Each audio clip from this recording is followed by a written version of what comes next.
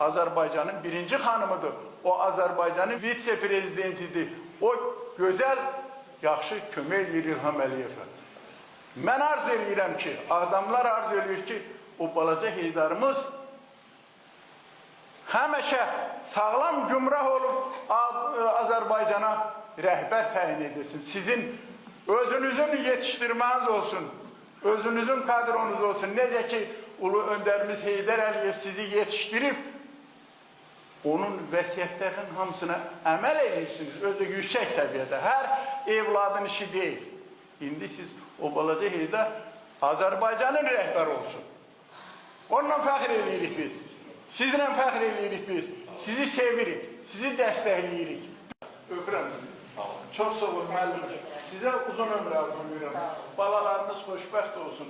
O balaca Heydər sizə həmişə dayaq olsun. Balaca Heydər artıq böyük. Ay Allah! Allah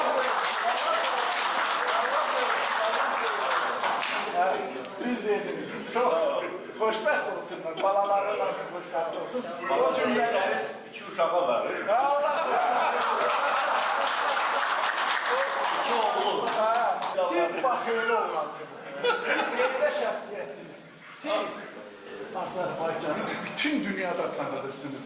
Sağ olun. Siz o Polat yumruğunuzla siz elə cəsarətli, elə komandanlıq edirdiniz ki, siz həyatda heç vaxt udulmazsınız. Siz elçi adamsınız. O da sizlə yaradırsınız, xalqı yaşadırsınız, xalqa çörək verirsiniz. Bunlar hamısı sizin qanınızda var. Sizdə var. Sağ olun.